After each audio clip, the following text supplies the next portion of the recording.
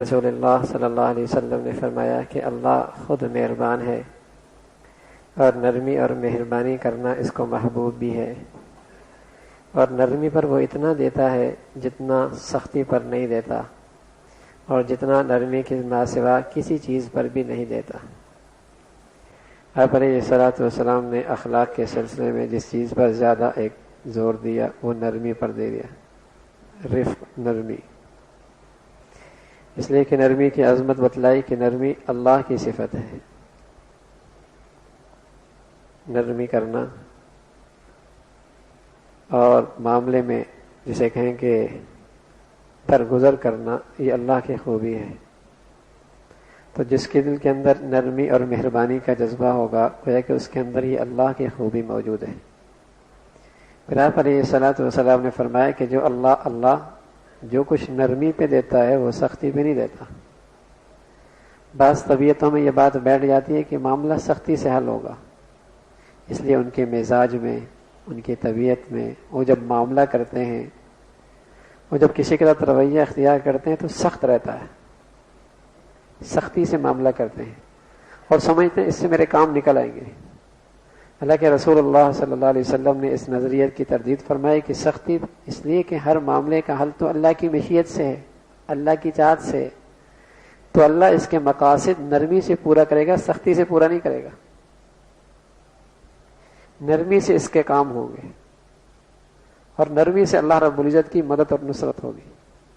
تو حضور علیہ الصلوۃ والسلام نے فرمایا کہ اللہ نرمی پر وہ کچھ دیتا ہے وہ سختی پر نہیں دیتا، نرمی سے کام نکلتے ہیں۔ پھر آپ علیہ الصلوۃ والسلام نے فرمایا جو شخص نرمی سے محروم ہو گیا گویا کہ ساری خیر سے محروم ہو گیا۔ من یحرم الرفق یحرم الخیر، جو نرمی سے محروم کر دیا گیا گویا کہ ساری خیر ہی سے محروم ہو گیا، اس لیے کہ سختی سے معاملہ بسا اوقات اتنا بگڑتا ہے کہ افسوس کرتا ہے کیوں سختی کر دی، حالانکہ اب تو معاملہ ہو گیا۔ اگر پہلے سے اپنا مزاج نرم بنا لیتا اور نرمی کی عادت بنا لیتا تو یہ افسوس نہ کرنا پڑتا۔ یعنی پہلے سے آدمی محتاط رہے، یہ بہتر ہے نا افسوس کرنے سے بعد میں۔ پہلے سے اپنا مزاج ایسا بنائے۔ اور سچی بات یہ ہے کہ اگر جوانی میں اور جب اعصاب میں طاقت اور قوت ہوتی ہے، اگر اس وقت مزاج میں نرمی پیدا کر لی جائے تو پیدا کی جا سکتی ہے، ورنہ جب جسم میں خون نہیں رہتا اور ہڈیوں میں طاقت نہیں رہتی، اعصاب میں توانائی نہیں رہتی، تو بڑھاپے میں تو ویسی آدمی کی طبیعت کے اندر الجھن زیادہ آتی ہے۔ پھر اس جوانی کی جو سختی بس اوقات بڑھاپے میں بہت زیادہ نقصان دہ ہوتی ہے۔ اور پھر نرمی اور سختی کا معاملہ اس کا دائرہ بہت وسیع ہے، گھر سے لے کر دفتر تک، بازار سے لے کر فیکٹری تک، اپنوں میں، بیگانوں میں، بچوں کے ساتھ، بیوی کے ساتھ۔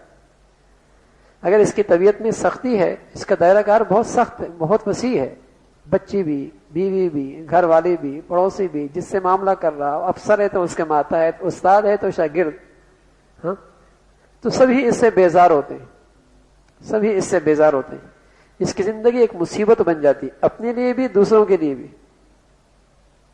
اور اگر طبیعت کے اندر نرمی ہو تو اس سے خود بھی راحت ملے گی، دوسرے انسانوں کو بھی اس کو راحت ملے گی۔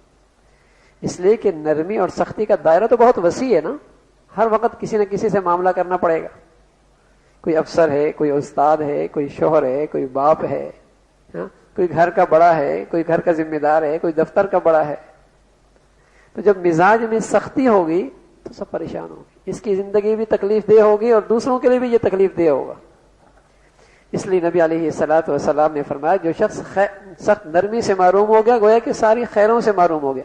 یعنی نرمی بہت ساری خیروں کی بنیاد ہے، جو اس کے پاس نہیں ہے گویا کہ یہ بہت ساری خیروں سے محروم ہو گیا۔